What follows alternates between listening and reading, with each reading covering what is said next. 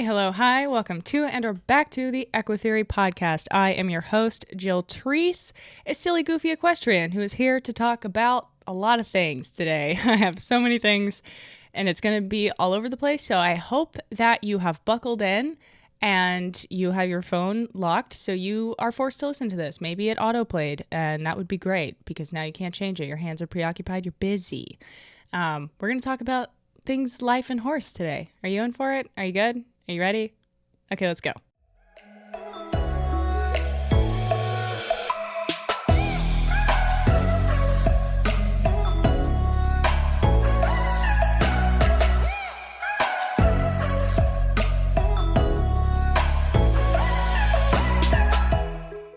So today, with that chaotic intro, I am coming to you guys to discuss possibly some woo-woo things. I hate to say it. This is my formal announcement. I might be a little bit of a woo-woo person. I don't know if you guys picked up on that with the whole positive reinforcement thing, but I really, really think that I'm going that route. I'm trying to rein it in for the sake of my relationships and my people sticking around, but we haven't quite gone to crystals thus far. No hate if you are a crystal person. I see you, and I think that's valid. But for the sake of my sanity, I need to stay away from them for the moment. I can feel the emails and DMs about crystals now. Sorry, camera's bouncing because I moved my desk, and I'm filming on my iPad because it's the only thing that will record long enough. And in the highest quality, oddly enough. I have two very expensive cameras and they're old. So anyway, when you're working with your horse, I don't know if you guys have noticed this, and I quote this all the time, so forgive me, but there's a Heartland quote. Jack Bartlett said, if you have 5 minutes, it'll take all day, and if you have all day, it'll take 5 minutes. And I really, really find that to be true with horses and training, and just if you need to do something with them, which is arguably always training, just so we're clear. But if you have 5 minutes, it's not going to go well. And unless you don't have an agenda. But when you are on a time crunch, it's almost always, I find, somewhat anxiety provoking in the horse, that they're like, you're bringing a lot to the table right now. And it's something that I have really tried to focus on in the past couple of years, especially working with young horses that are they're like sponges and also clay at the same time. They soak up everything, and they're also very malleable. So if you go into a training session with a young horse and, you are all over the place emotionally, you're upset at what's been going on all day, you've been rushed, and you're like, I need to get this right in, you almost come to them with this, maybe for you, like background noise, and you think you've left it at the barn door or in your car or whatever, but to them, it's like, oh God, what am I in for? Why is this energy coming at me? And it makes a lot of sense because I get nervous talking about things like energy with horses, because that typically leads down the route of anthropomorphism and also justification of doing unethical things. I find, I don't know, is that true for you guys? Do you agree with that or no? Let me know. But I think that energy is a big thing for horses, right? Because they live in herds. They are dependent and reliant on each other. It's all interconnected. And if one horse in the herd gets tense and anxious, even from clear across the field, and they're looking at something or they're nervous about something, every other head in the field, except for maybe, the like really old guys that are like, it's a coyote, I already heard it. They all perk up and they're like, what is going on? What is that? It's like a ripple that gets sent through the herd of this energy information transfer almost. I don't know if that's giving it too much, but I like to think of it that way because it's simple. It's easy to follow, I think. And so if you are, coming into that as a herd member, if you will. Not in the sense that your horse sees you as a horse, but they can still feel you, read your energy, your body language, how fast you're walking, how tense you are, things like that. And when you come at them with like, oh, well, I've got to get this done. I'm gonna get off my table because it's making the camera move. When you come at them with all of that loud noise, it can make them want to back off a little bit. And so when there are horses that I have to catch that might be a little bit more difficult to catch or that have had bad past experiences, I actually before I go even anywhere near their field, I sit maybe on my porch for a little bit and just kind of get centered, take a bunch of deep breaths, think about my intentions, kind of go over with myself that if it doesn't happen today, it doesn't happen. That's okay. Try to get something positive done, but if even nothing gets done, that's better than forcing it and, creating a worse experience for the horse. And especially with those rescue types, it's really, really important to give them their space to say no. And when you don't, you're not actually getting a yes, first of all, and you can also be pushing your timeline back in terms of when you might get that yes. So I just think it's really important to tune into yourself a little bit before going out and working with them and listening to yourself, your body. Where am I at? How am I feeling? What am I doing? And just checking into your body. Am I tense? Am I holding my shoulders? Am I relaxed? How's my breathing? How's my heart rate? Is all of that are we in just symbiosis, homeostatic, relaxation? Am I approaching this horse relaxed and without my silly human agenda? Obviously there will be days, and some horses aren't super sensitive to it and or might be super used to it, especially, maybe lesson horses or competitive horses that, their rider's always I'm going to get you from the field. I'm going to tack you up. We're going to ride. We're going to work. And then I'm going to put you back. And, so they know the drill, and some of them might be more, all right, this is my life than others. But other horses are a little bit more sensitive to that. And when you start allowing for that yes to happen, you might get a no for quite some time because they're like, oh, now you're listening. And this is what I actually think. And then when you take the time to really rebuild that relationship and show them that you will respect that no, and you would like to work with them on getting that yes, and then you usually end up with an animal that is happy and willing to participate, that you actually can't get to leave you. Azula is particularly bad with end of session cues. With Zoe, I make a pile of treats or the alfalfa pellets that I use when I train, and then I walk away and she knows that we're done training. Azula, on the other hand, I make the pile and she does not get it. She's like, what? I'll leave a big pile of alfalfa pellets and she would rather follow me and come with me. She's like, wait, whoa, why are you leaving? Then stand there and eat the alfalfa pellets. And that is something that I need to work on for sure. But it's just kind of that little demonstration of no, I'm actually really enjoying the work. Why are you stopping? Stop tapping out. I need you to keep going. And so really, I think that all of what I'm talking about is listening, paying attention, and respecting what you hear and what you see. And for me, as I was saying that I'm going to use myself as an example, I have had a lot of health stuff lately, kind of my whole life, but it got really bad lately. For a very long time, I was not paying attention to what felt right, and I was just kind of running headlong towards something. I wasn't really even sure.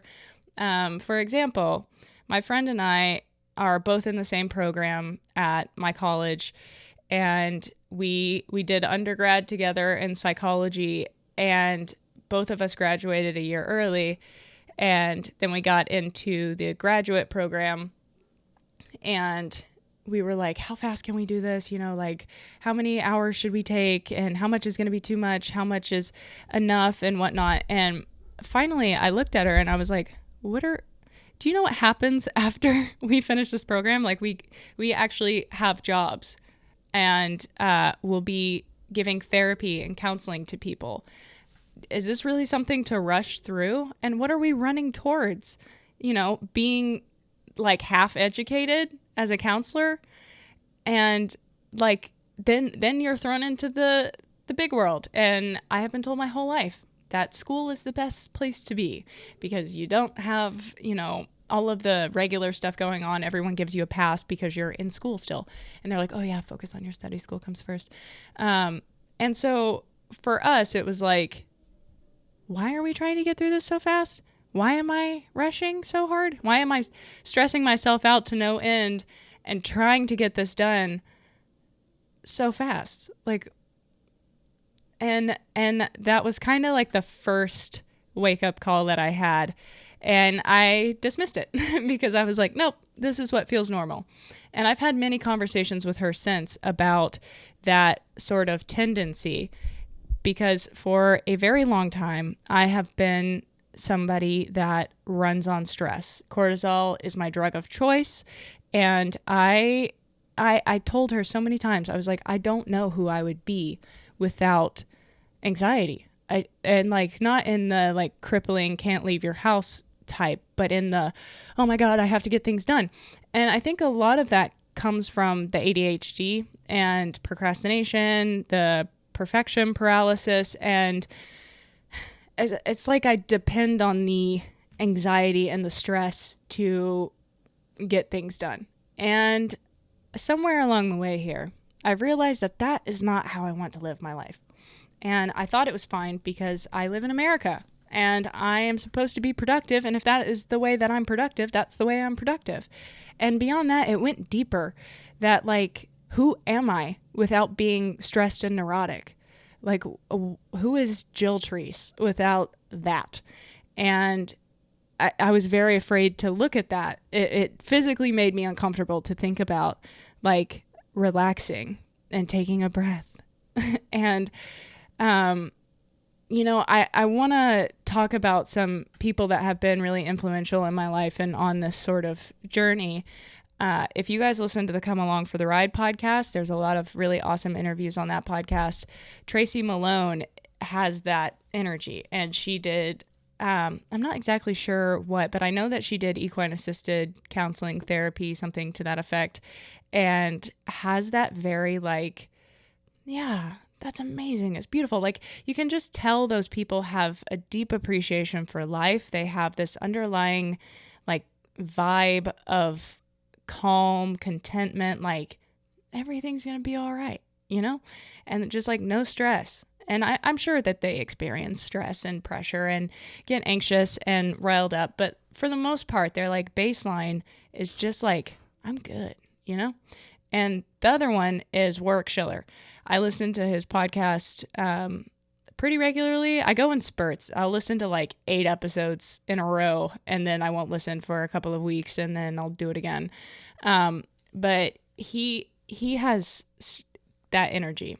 And what I really like about him is that you can see the change on his YouTube. His older videos, it is not like that at all. It's very loud, masculine, like, you will do what I want, horse. He's being disrespectful, blah, blah, blah. And like all of that kind of jargon verbiage. And, but it's also evident in his body language and just kind of the way he comes across, his energy, the vibe.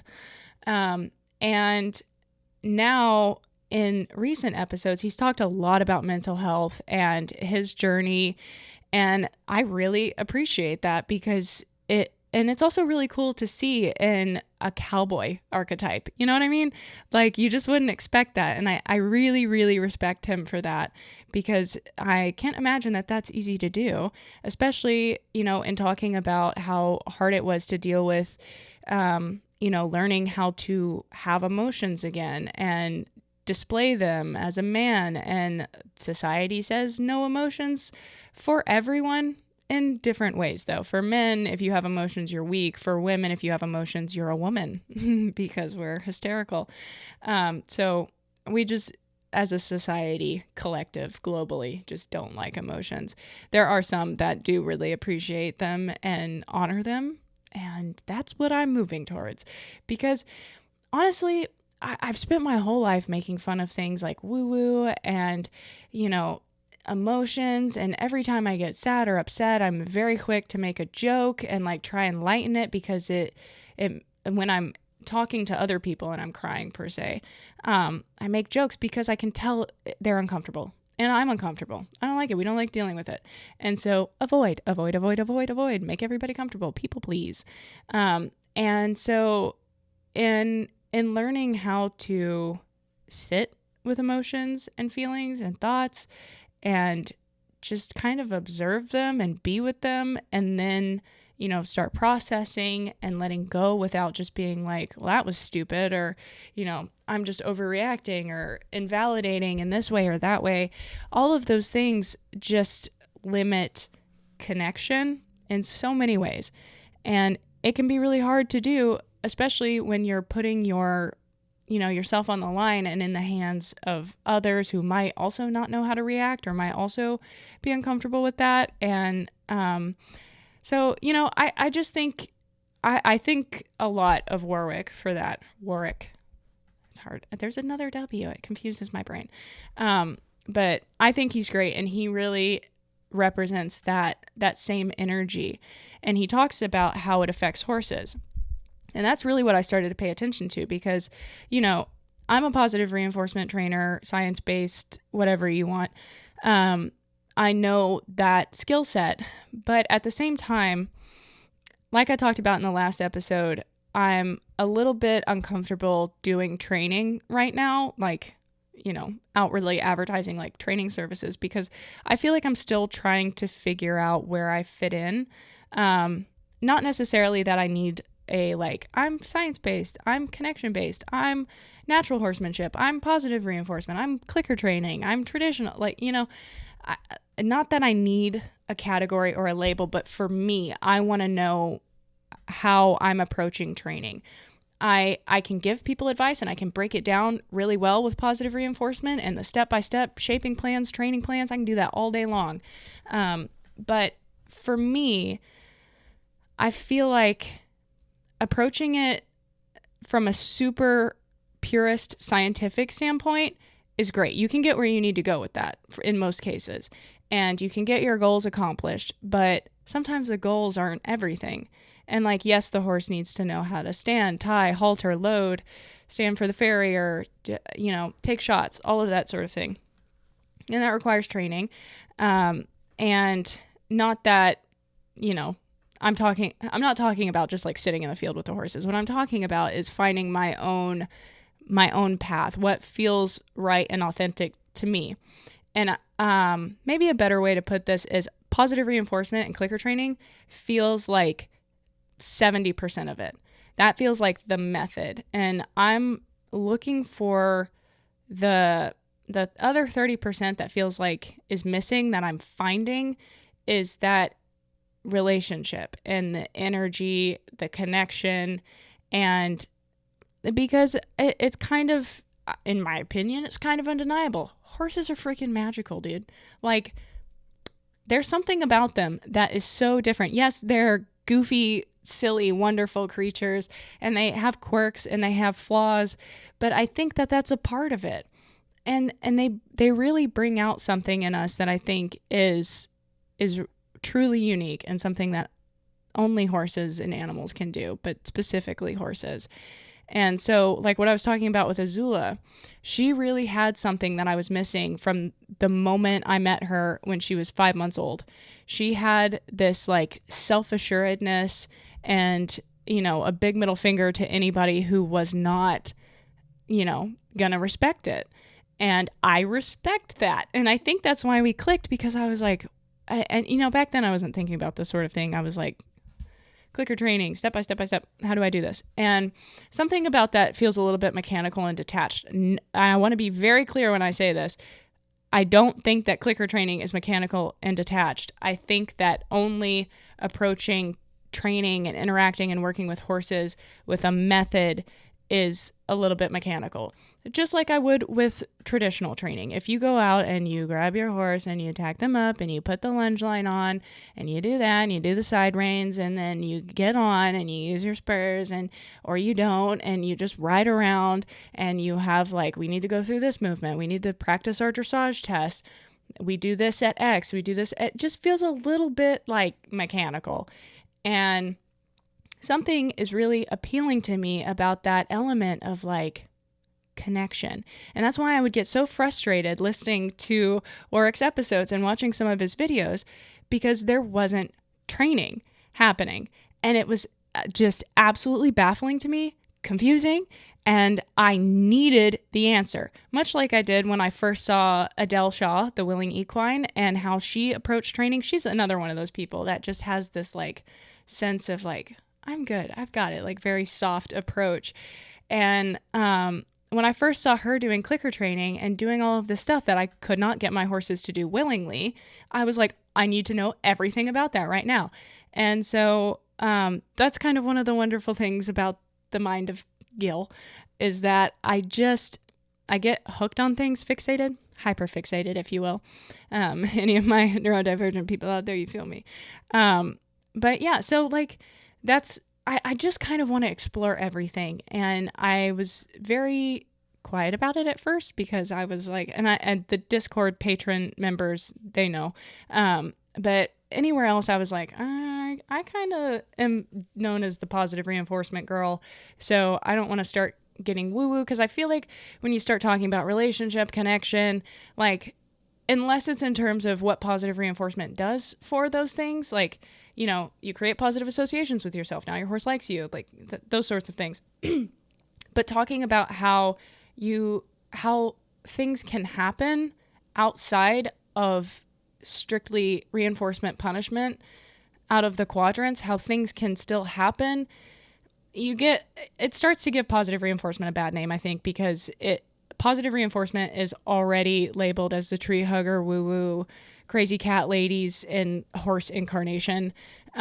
So when you start down that road and I start talking about it, then I feel like I'm undoing the work of the science and all of the work that I've done promoting it.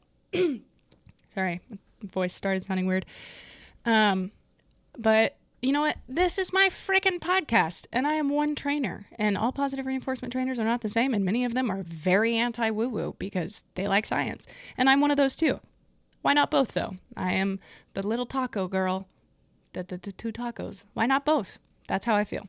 That I want to explore both. I want to explore the science and the research side of it, but I also want to explore the connection, the beyond side, we'll call it. You know, because I just feel like it's inherent with horses. If you pay attention to it, it's there. And so what I was saying about watching Warwick's videos, there's one, I forget what the title of it is. I'll link it in the episode and make a quick note to myself here. Okay. So there's this video on his YouTube channel that, like I said, I'll link in the show notes, where there's this horse. He's doing a clinic, and he's talking to the audience, the crowd, and he's explaining something. I forget exactly what he's explaining. And the cameraman or woman is panning over to this horse that he's going to be working with. And the owner of the horse is just being absolutely drug around by this horse. It is like rearing and tossing its head and just doing all this stuff. I actually can't remember if it reared, so if you watch it, don't. But it's clearly like over threshold. It's doing a lot. It is the definition of a kite horse. It's flying, and she's just hanging on for dear life, getting drug around, bumped into, all sorts of things. And so I don't think there's like a cut in the video, but then when he's ready to start working with the horse, she brings the horse over and hands him the lead rope, and the horse just stands. it just stops. I mean, like, it is going nuts. And the woman isn't doing anything like to incite this behavior. I mean, she's not waving a flag around. She's not like, asking him to do anything. I'm sure she would much prefer that he just stand next to her. And she is just like really fighting for her life out there. And she walks over to him and hands him the lead rope, and he takes it and he says, "Hi, how you going?" to the horse. And the horse stops. Nothing. And I watched that and I was like so angry and frustrated because, that is the real life reality embodiment of what everyone sees on Heartland and shows like it, where you get this magical horsey connection and it's like you have telepathy. And it was so frustrating for me to watch because I was like, how did he do that? How did that happen? Did the horse just get tired all of a sudden?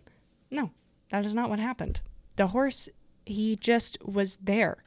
And that presence, that acknowledgement of the horse and his concerns and an awareness, a continued awareness of the horse, I think is, and just your own human energy.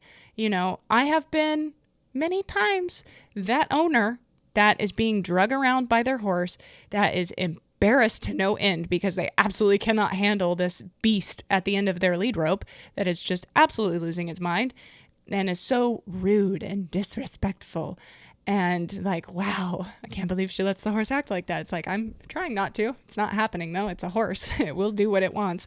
And so I've been there.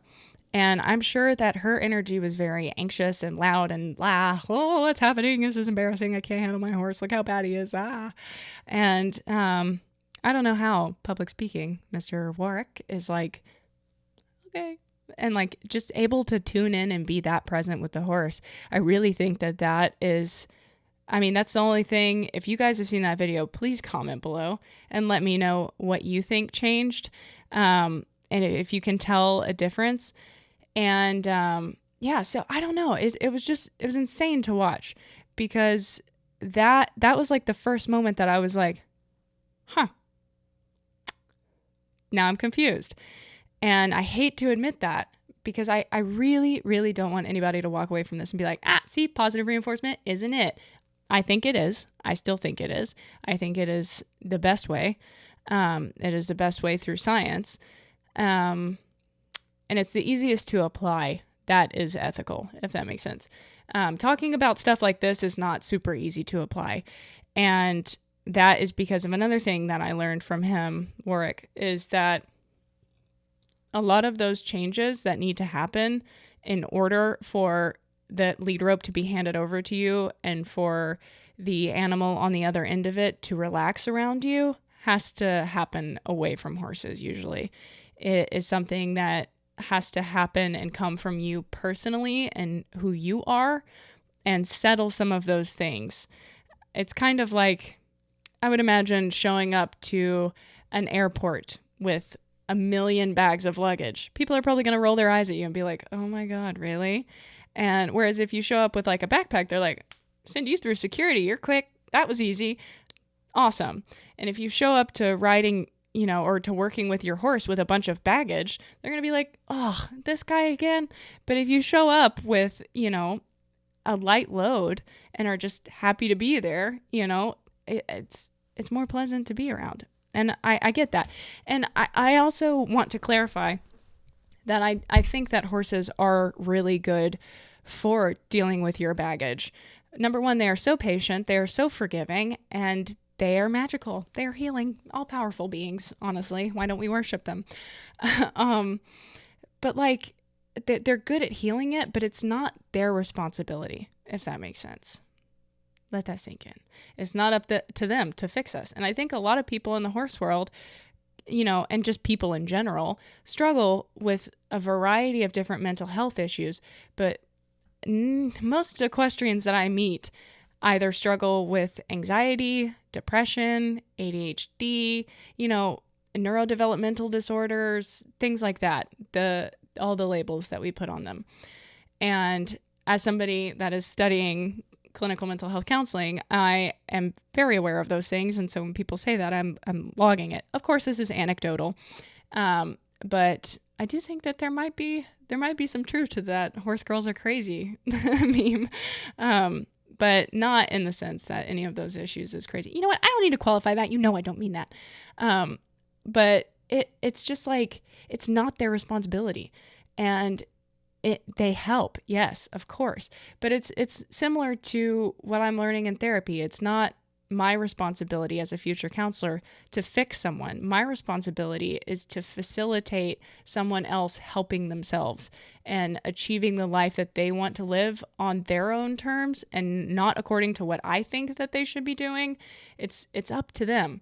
And I can help guide and facilitate and help them think about things and evaluate things, but it is not up to me to quote unquote fix them. And so I think a lot of people come to horses maybe with that impression that like, you know, oh, this is my safe space. My horse always makes me feel better. And on the days where you're having a bad day and your horse doesn't make you feel better, I know we've all had one. At least for me, it was like, oh, you too. And then I just, you know, not blamed the horse, but I was like, oh, another thing in my way. And so that's where I come back to the listening and the presence thing, because I really do think it's important, and it happens away from horses. So for me lately, I'm going to try to be concise with this. I make no promises though. Like I said, I've struggled with a lot of health issues my whole life. I have always been very uncoordinated and clumsy. I have struggled with things like, you know, joint pain. Like it always seemed like there was something wrong with me.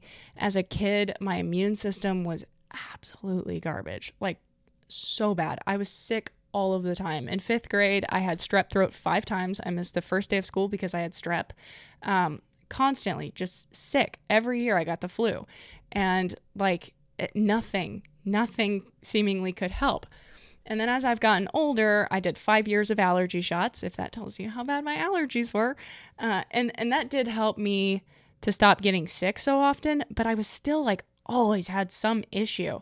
But in the past like 2 years or so, my biggest issue was constant migraines, not debilitating to the point where I'm like vomiting or, have to lay down for hours on end, but to the point where I was in pain for a lot of the day. And so there was that element. And then there was also the joint pain. And so I really started to get irritated because I couldn't figure out what was going on with me. And like, why at 23 years old do I feel like I have rheumatoid arthritis because my body feels so bad? I don't know what rheumatoid feels like, but my parents both have it, I think, or arthritis, full stop, maybe? I don't know. But so what I've heard it described as is what it felt like to me. And that was very not good. I did not appreciate.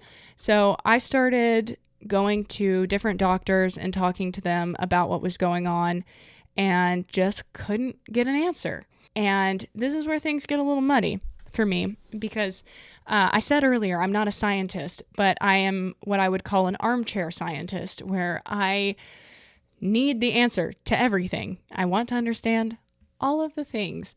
And so when I was 14, I started struggling with depression. Maybe it's TMI. I don't care though. When I was 12, I started puberty. And then everything, starts getting going. And then around 14, you start to be like really into your puberty, your menstrual cycle. If there are males listening, I apologize. I hope that you don't have a problem with this. It's life. Get over it. So when you start like actually ramping up, then things happen hormonally that can cause things like that. And also, so that's like physiologically what I think might have been happening for me at the time is just hormones all over the place.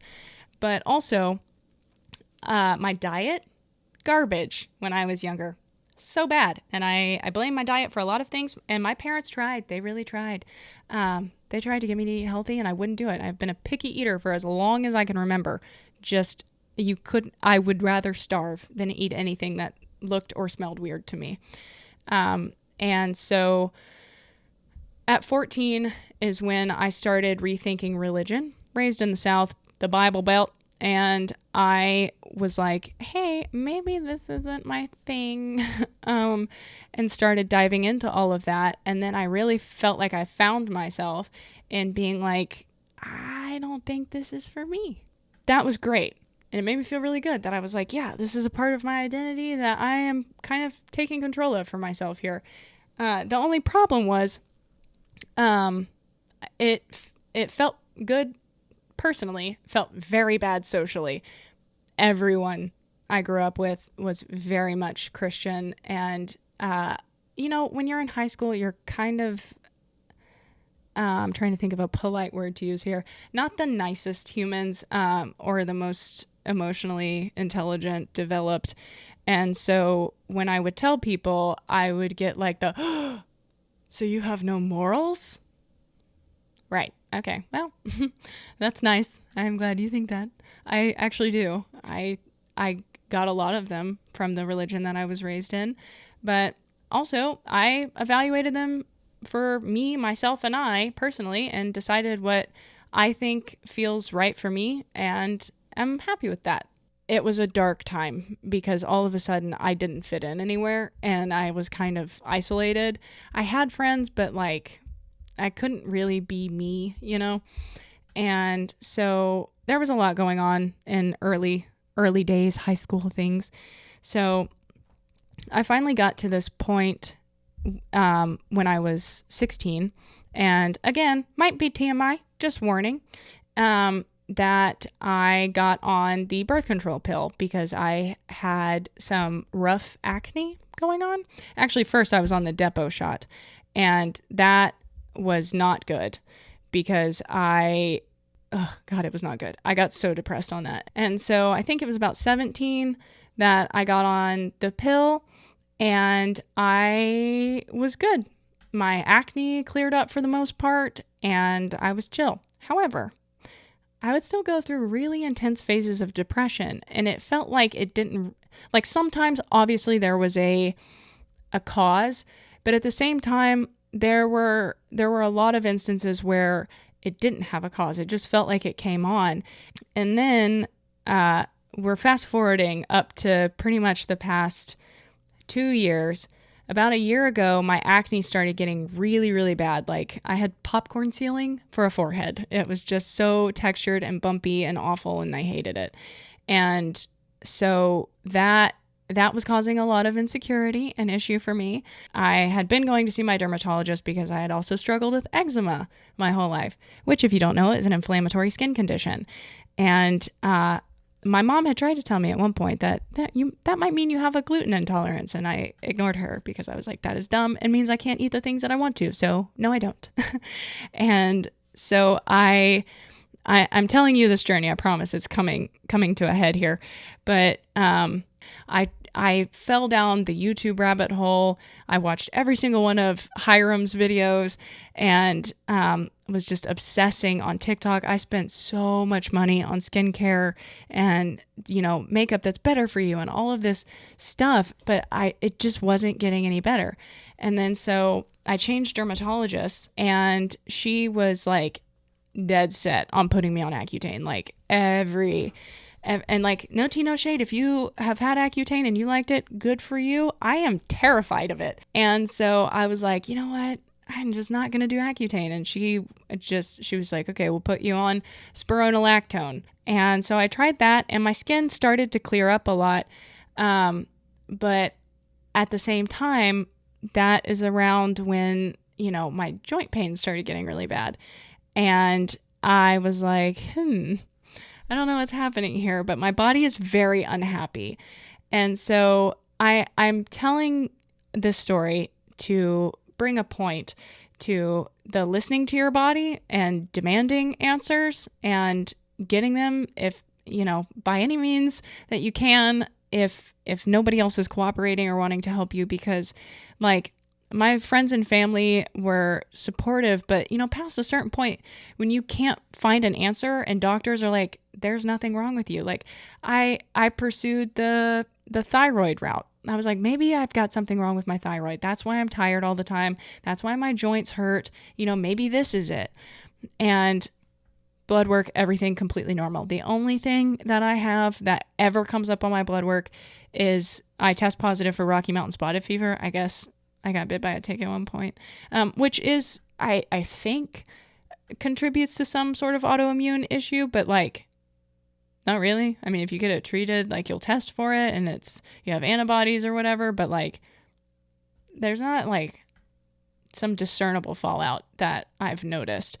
And so, we were exploring that route, and my doctors were like, I don't really think that is it. And they were like, your blood work and all of your test results are completely fine. So, maybe you're just really stressed. And so I did the cortisol test, and sure enough, absolutely just all over the map. I know that adrenal fatigue isn't super scientific or accepted. But point being, my cortisol levels were crazy and not good. And all the other things that they tested demonstrated that I was very stressed, and my body was like, can't do no more. And so it was manifesting in a lot of different ways. However, around this time, my sister was like, maybe your joint pain is because of your birth control. And I was like, what? What? And so she was like, just take a look into it. She sent me some books that I have that I've been reading, and oh my God, wow. If you are a person that has periods, please, by all means, invest in the books Fix Your Period and The Period Repair Manual by Laura Briden. The first one is by Nicole Jardim. They are heavily cited, referenced books, very well researched, and just kind of lay out everything that you weren't taught. And it will frustrate you endlessly because you'll be like, how did I not know this? How did nobody tell me? Like, why isn't this more widely known? And, I'm not out here advocating for or against birth control. It is up to you. I know plenty of people that are on birth control and have no issue. They are just thriving. But for me, that seemed like the route to take. I was like, I need to get off of this and give it a shot, see what happens. And so, I did, and I've been reading those books and learning about my body and how hormones affect your body. And so, unfortunately, what this means is Jill is going the holistic health route. And if you can hear the dogs barking, I am so sorry. I don't know how to make them stop. It's the barn dog, and then she gets my dog going. So you just have to deal.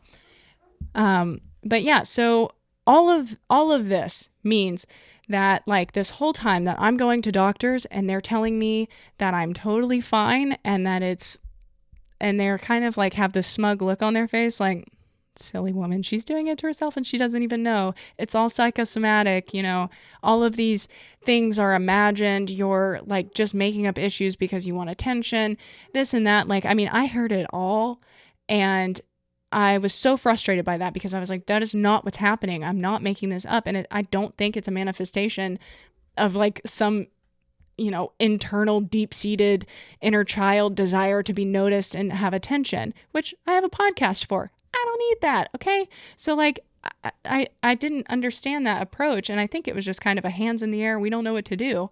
And so, I mean, it makes sense. I get it, but not helpful for me.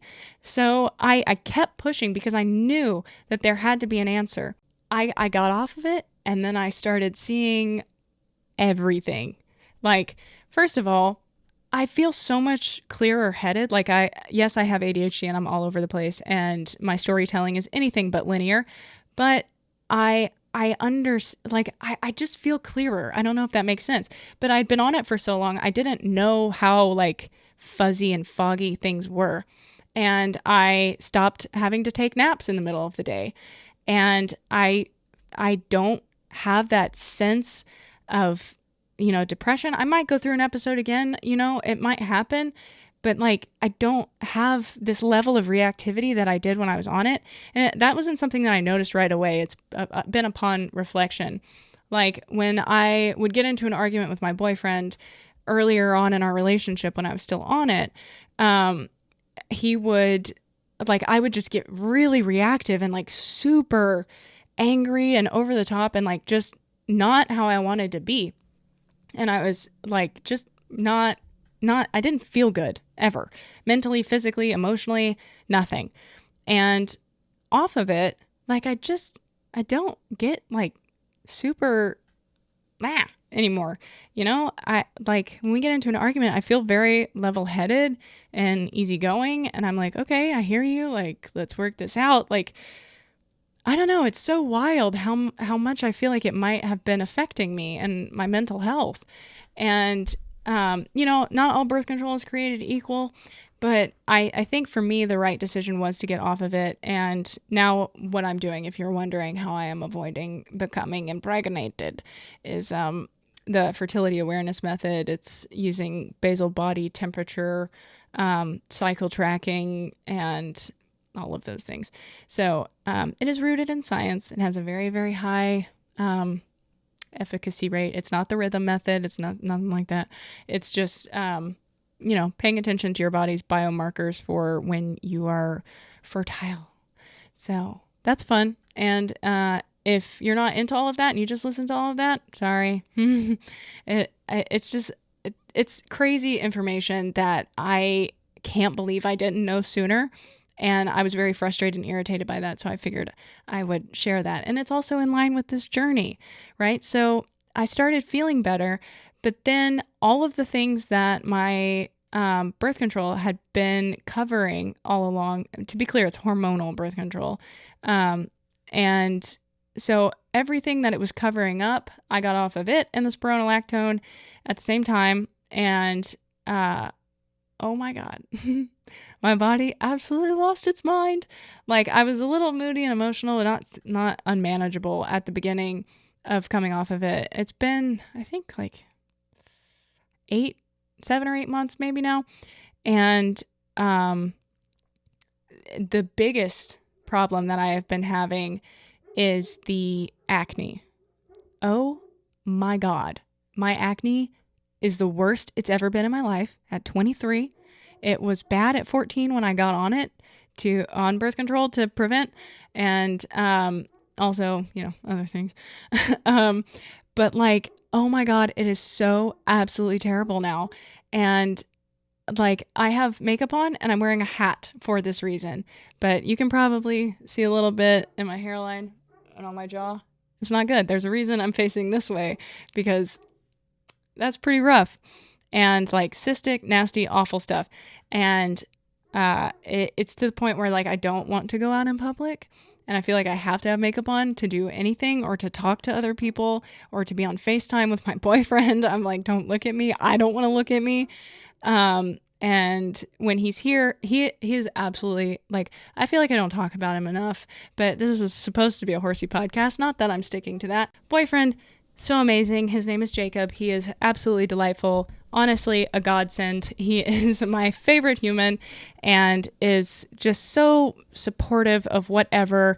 And, you know, like with the birth control thing, obviously that's a big topic in a couple, because you gotta deal with some of the, you know, contraceptives, and that can be a not so fun thing. Sorry to get super personal. Hi guys, I'm Jill. Welcome to my entire life.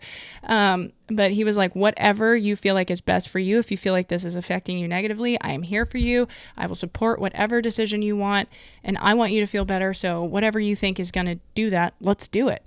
And with my acne, it like, I'm tempted to insert a picture, and maybe I will if I'm feeling brave, but it's bad. You can't tell how bad it is under my makeup, but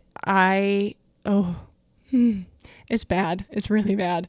And so I'm just really struggling with it, and he has been the best, like so supportive, so here for me, so patient and dealing with me just being stressed about it. And just like, yeah, it's amazing to have that in my life helping me through this.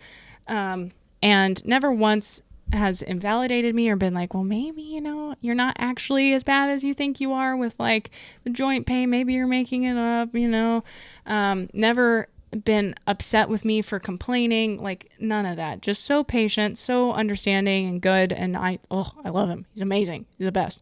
What I was saying with the birth control thing, coming off of it and my acne getting so bad, obviously is a part of your hormones rebalancing. Your progesterone, your testosterone have been suppressed. You've been getting artificial hormones, and your body is like trying to figure out what on earth it's supposed to do now.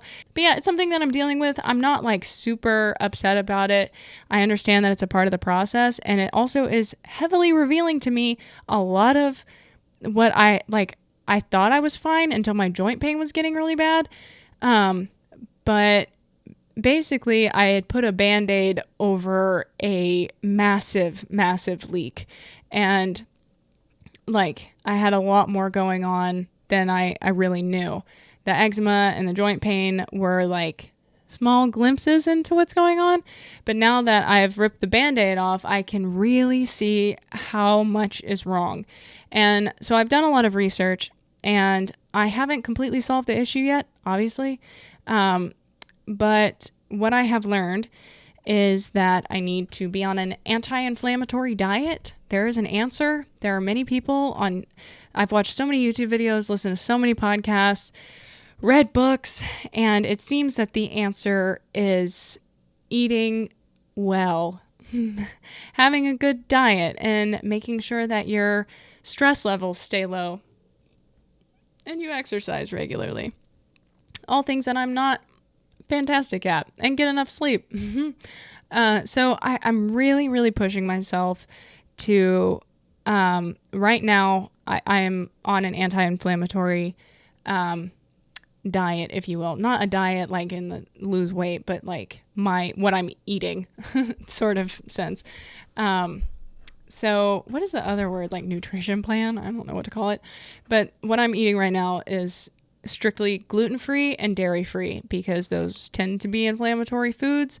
And I have a very sensitive system, and my gut microbiome is destroyed.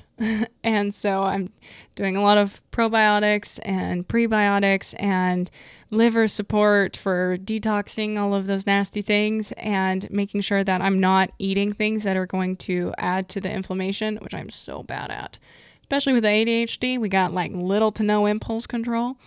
So it's a challenge. It's really hard, but I am so over my skin being like this, and then my body being like this. Like I want to feel good, and I like what I was talking about early on in this episode with Warwick and his like seemingly very peaceful, like, yeah, horses love me. They just relax around me, and me wanting that. It is time to put the same amount of effort that I did into the horses and training and learning about how I can help them live their best lives and be the most ethical and humane to them that I can. And now I'm having to apply that to me. It's up to me to do the same to myself and bring that into the relationship, because if I'm not taking care of myself, I'm not going to feel good. I'm not going to make clear-headed decisions, or the best one, I might not see them. Like it's this whole intertwined process that I would not have come to if it hadn't been for horses and listening to podcasts like Warwick's. It's so important to take care of yourself and, love yourself. That sounds awful, doesn't it? But to just like get in this groove of like, life, I want to live it. I want to experience it. I want to appreciate it. I want to be a part of it, and not just running through it. That feels like what I've done my whole life. Like I started this episode, I feel like I have been rushing through my program, through school. I've always been like, I want to be an adult. I want to be in the field. I want to be in this program. I want to get into my master's already. I want to be graduated already. I want to be here already. Like none of it is about being a part of the process. I'm just wishing it away the whole time. And it's so just kind of liberating, I guess, finally. Because as I said earlier, I didn't know who I would be without stress and anxiety and running on cortisol and adrenaline all the time. But I finally reached a point where I'm at a breaking point where I can't do this anymore. I physically can't live like this anymore because it is destroying my life, and I can feel my body doesn't feel good and is just like withering away. I'm actually going all the way with this because I am over it. I am so over my face being bloody and pussy and gross and swollen and painful. I'm tired of feeling tired, and I want to feel like I am taking care of myself. Like, it's actually started to feel good to do that. And I think that's just kind of a part of doing this whole holistic, paying attention to your diet, learning about your cycle and your body and how things work and what your body needs and all of that. Like, I think it's all connected, that you start to like develop, whether you wanted to or not, at least for me, sort of an appreciation and a connectedness with your body, because you're slowing down and you're being present and you're attending to it and you're caring for it, you're nurturing it and you're listening. Because no matter how many times people told me that it was all in my head, and just like invalidating every concern that I had, I just kept pushing because I was like, no, you're wrong. And not because I'm being, like belligerent, but because I know that you are. I'm not making it up. And also, then I can't do anything. That takes my power away. Like, what can I do then? And so, like I was saying, I'm in a fortunate enough position where I am able to do research. I'm able to get out there in the grocery store and try my best. And there's just so much to learn. And there's so much, like, I feel like playing a game of, Mario Kart, just hitting all the turtles, because it's so hard to know what good food is and what bad food is and what to avoid. And it's like, it's exhausting. But, additionally, I am in a position where I can get off of certain medications that I'm on, like the spironolactone and the birth control. And so, it's just this whole process, and I'm trying to move towards taking care of myself. You guys know that I've been listening to the podcast for a while, that I did so much learning about diet and nutrition for horses and how much it impacts them. And like when they're on really high sugar carb diets, they end up with really awful crumbly feet, or, their coat might be shiny, but why is it shiny? Is it because we're feeding for that and not for the other things? Or is it because of a grooming regimen? And if you stopped, would it not? And so, there are just so many things that go into making a healthy, happy, whole horse. And I was so into all of that and questioning, why am I not caring for myself in the same way? So we've done a lot of personal reflection, evaluation, thinking about it, and coming to this place where I am excited and happy to become a person that is not motivated by stress and peace. When before, not even, I think it was last semester, I was talking to my friend about how stressful and scary that was for me. And I just feel like I've done a 180. Like, I don't want to live that life anymore. I want to be somebody that horses can walk up to and be calm and relaxed around. And, for you listening, that might not be about, getting off medications and eating holistically. It might mean that you practice more mindfulness, that you sit with yourself and your feelings and you get to know yourself a little bit better. You evaluate your goals and your belief systems and your values. What matters to you? What do you want? Why are you doing what you're doing? Do you want to do that? Are you happy? Are you happier than you are not happy? And realizing that it is your life. And how can you find a way to be happy and to get that life? Is it that destination addiction? Shout out work. That you're just like it's always over the next hill. It's always, just after I get this thing, then I'll be happy. After I get this done, then I'll be happy. That's what I've been doing for my whole life. And it does not make you happy. You will never be happy like that. And, I know there's a lot of talk around people that have, filthy, exorbitant amounts of money and they're not happy because you can't, it's something that has to come from within. And obviously circumstances, environments, opportunities play a large role into that. And like I was saying, I'm very fortunate that I'm in a position where I can pursue this relatively unencumbered. There is also obviously like the judgment element of being like, oh, are you a vegan now?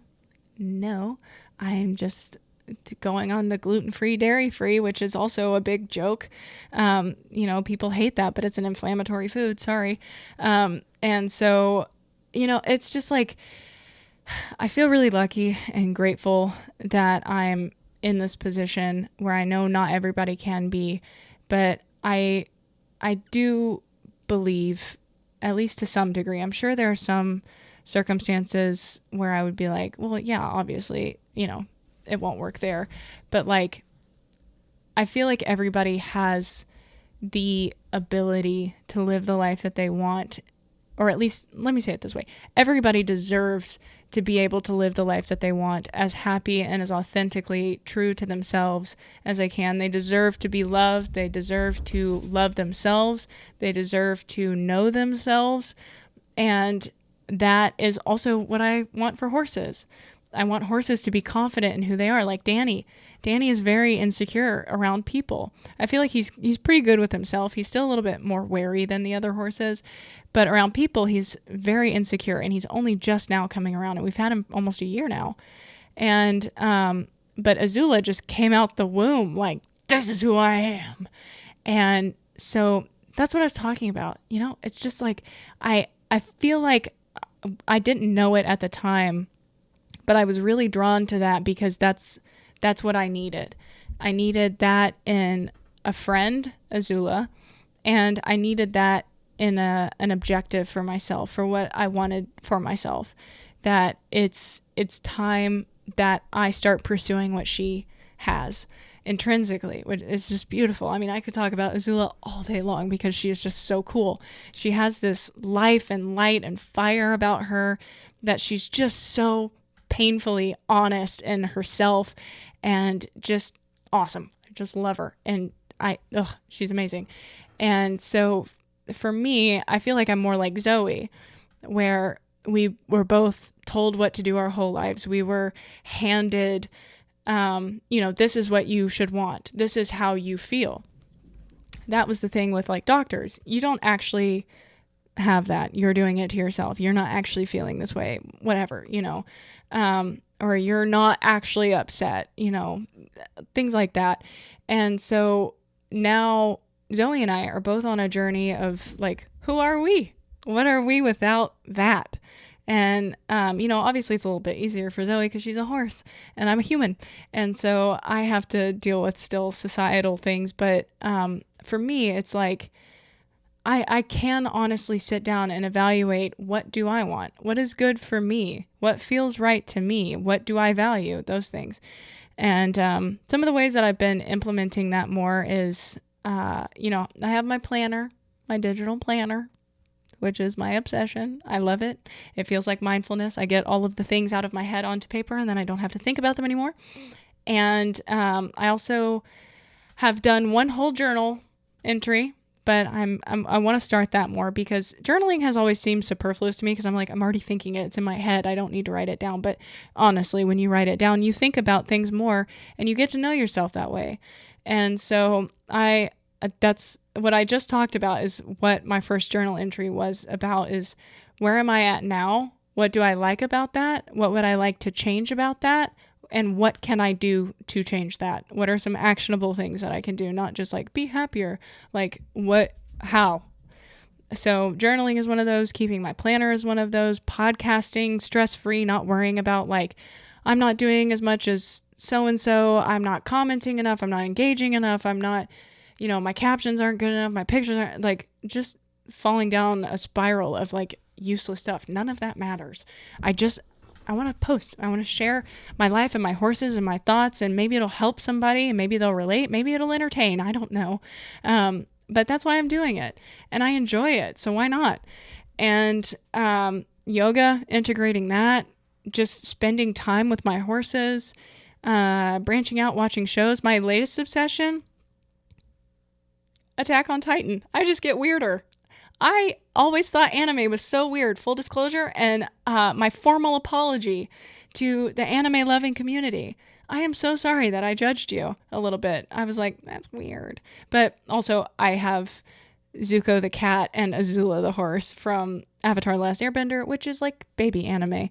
But I started watching Attack on Titan, bro. I am obsessed. I love it. Thank you, AB from H3 Podcast. You got me hooked. I love it. And I have watched 14 episodes, and I started yesterday. So I thoroughly enjoy it and will be pursuing down that route. So if you have faves, send them my way.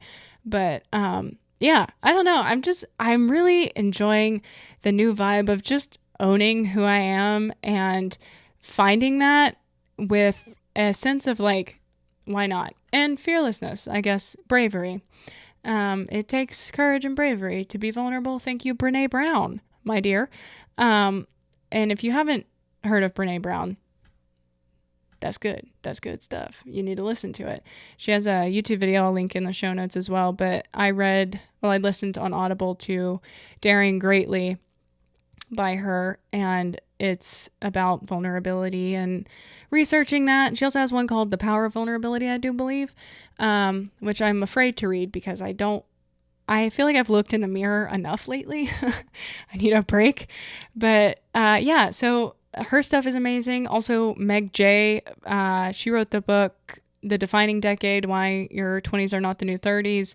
And she has a YouTube video on it as well. That was amazing. It's all about like, your life is yours to live, let's take advantage of that. And so, I'll link this stuff in the show notes if you guys just want to like copy the links into your notes or something on your phone, and just have a little self journey. But yeah, I don't know, man. It's been a really weird while. Okay, here's the last thing I'll say. My boyfriend Jacob, he put me on to this show because he loves Duncan Trussell, who is a podcaster. His podcast is called the Duncan Trussell Family Hour, I think. I've listened to a couple episodes, but he was like, you really, really, really need to watch The Midnight Gospel on Netflix. And it's all these like existential, philosophical questions, or conversations, I mean. They're basically podcast episodes animated by the animators of Adventure Time, which I also loved growing up. And it's a really beautiful, cool show. And the conversations are just incredible. And I have never been a person that has a comfort show. Like, I don't like to go back and rewatch shows unless a new season comes out. But The Midnight Gospel, I feel some type of way about it, Like, I just find myself going back and watching different episodes of it, and I pick up different things every time, and I learn something new about myself and about or have a new thought. And it's just, I really like it. So you guys should check that out also. But yeah, so let me see what else is on my little list here. Those are the influential people that I've discussed. Brené Brown, Warwick Schiller, Duncan Trussell, Midnight Gospel, Come Along for the Ride podcast, Journey On podcast. Who did I say at the beginning? I can't remember. My brain is getting fried. But yeah, so I think what I'd like to end on here is that it's so strange. And I think that this episode has gone so long because I'm trying really hard to put into words something that is a feeling. But I've done so much work in my head about, how do I fix these problems that I'm dealing with? But as I've been going down that process, I feel like it's done a lot in my heart and in my mind, not my brain, you know what I mean? In me. And finding in doing all of this research for myself and trying to take care of myself better, then it's like I almost accidentally developed self-love and not in the way that I ever thought it would be. I thought self-love was yeah, I'm awesome, I'm great, but it's I guess maybe it's because I'm an acts of service person. I like doing things for people. See my website and all of the resources that are on there. It goes crazy. But I feel like by doing things physically to help myself, it just feels good. It feels like, I don't even know how to explain it. Like when you meditate or you do yoga or you do like a facial, or you get your nails and toes done, or you get a fresh haircut, or you like shave and you're like, I feel good. Like I'm doing it, and that's how I feel. It just like, I'm getting kind of addicted to it a little bit, that I'm just like, it feels good to feel good and to feel like I'm worth taking care of. You know what I mean? And so, yeah, I'm really excited about this next chapter, and I've never felt this way in my life before. It's so crazy. It's not something I realized I was missing. I didn't get it. And when other people talk about it, I was like, yeah, whatever. I prefer to self-deprecate and to make my life harder than it needs to be, because I am comfortable in agony and anxiety and stress. And because I know that. I know what it's like to be there, and that's where I'm comfortable. The unknown, to be peaceful, to be happy, to be content, is scary. But it's not worth it to not, like it's worth the risk, and I'm worth it. So take that. Ha. Ooh, my stomach's growling. I need food. But yeah, I'm so sorry for the but yeahs and the you-knows. I know it gets annoying. It's just what it's going to be today. Okay. So deal with it. It's just, I really think when I am able to get out and work with the horses more beyond just like giving them scratches and enjoying being in their presence in the field, that I will have a big difference. And I've noticed it in the work that I did with Six, the horse, and trailering, that working with him on that was like, I would have to take a deep breath and center myself and be like, it's okay. If he doesn't get any further than he did yesterday, or he's behind, that's okay. Respect him and do what's right for him. Do not push the agenda, and it was difficult because I was on a timeline and I was very concerned about it. But, as far as I was concerned, when I was working with him, it was like, I have all day. And if you only have 20 minutes of bandwidth, that's what we'll do. And there were some days that he would just get right on and be like, whatever, dude. And I was like, let's end. Don't worry about it. And we'd hang out in the trailer for 10 minutes, and then I'd back him out, do it one more time, put him back. And, just being happy to be and exist and be in the presence of another creature and like be with them and feel their energy and receive them and look out for them and be a part of what's going on in their life. And how am I a part of their life? Does that matter to me? Like, how am I impacting them? Am I a good part of their day? Are they enjoying this? Like, I don't know, man. I feel like I got existential and crazy and woo-woo. And that's what I was trying not to do in this episode. I knew it was going to be one, but I was trying to rein it in a little bit. So formal apologies, everyone, but I hope that you enjoyed this episode. Please let me know. Actually, if you have watched this far in the episode, let me know in the comments if you enjoy this type of episode, because I know that it's not super horse focused, but I find that some of my favorite episodes of Warwick's podcast are not about horses and are about things that I can do within myself and that are thought-provoking for me, that will impact the horses and my relationship to them positively, if that makes sense. And so I really like those episodes because 90% of my time is not spent with horses. It's with me and my house. And it's kind of like with the horses, your horse only sees you, when you go ride or when you feed or, whatever. But most of your time you're in your house with your cats or your dog or whatever. So for me, a lot of the work happens away from them. And so I think it's really important to learn how to pay attention and not just like, I'm on high alert. I have ADHD. I notice everything all the time to the point that it's a little bit obnoxious and maddening. That whole thing of becoming present and being aware and listening and tuning into yourself, your mind, your body, and the mind, the body, the emotional state, the thoughts, the feelings, concerns of others and yourself at the same time, and holding space for that and respecting both and like just honoring that relationship, I feel like might just be the key. And I don't know why I feel that way or how. I don't know how to put it into science terms. And this is typically a science podcast. I feel like I'm going to have to change the description of the podcast now. But like, and I just wrote it. But it feels like there's so much more beyond what is easy to measure and what is easy to, like feel and pinpoint and be like, okay, yeah. So like, it's gravity is obvious, right? So you push over a chair, it falls down. That's obvious. The why gravity exists is a little bit harder to measure and define. So that's kind of where I'm at with all of these things that I've been talking about. They exist outside what is currently measurable or has been measured, if that makes sense. And so I am deeply curious about it and really, really into it at the moment. So it's kind of hard for me not to talk about it.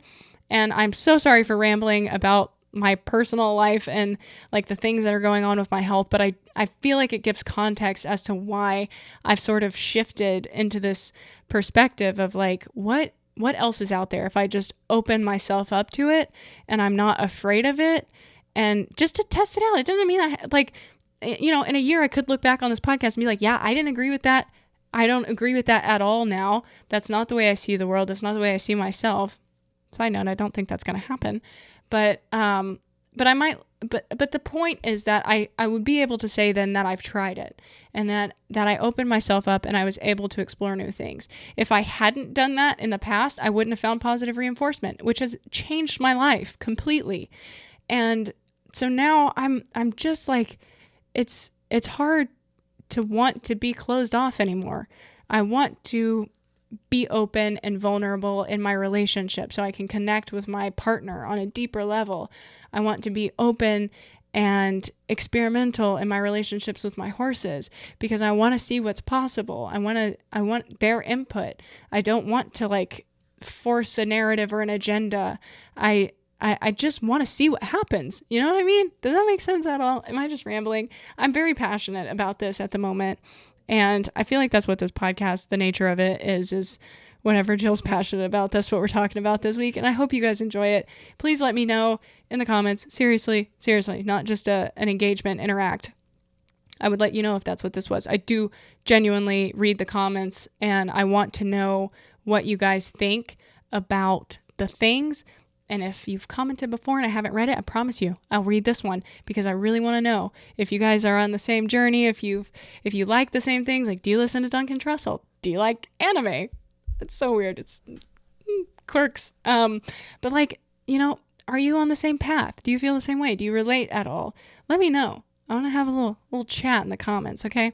Especially if you've watched this far because you freaking rock. You're a trooper. And if you're listening on an audio platform, just bebop on over to YouTube. I won't make you watch the video again. You can comment. But yeah, that makes it easier on me also because it's all in one place and then I know what it's about and like my DMs get messy. If you don't want to comment publicly, feel free to email me at equitheory@gmail.com. Let's discuss. But yeah, so last things last, closing up. The merch didn't come out. So sorry. There are a couple things up on Teespring, but I went back. I was using Printful and then I was like, no, let's go Teespring. We know it. It has integrations everywhere. It makes it easy. But also I'm like, quality. So I'm still trying to figure out merch. It'll be up when it's up. I'll let you know. Don't worry about it. Okay. But I think it'll probably be up on my website. I just got to figure out like payment and stuff like that. It's crazy. Anyway, so that is the episode. Thank you guys so much for listening. I hope that you enjoyed it and you learned something and it provoked a thought. Seriously, let me know what you think. Okay. Have a good one. Follow us on the socials and do all the things. Okay, that's all. Bye.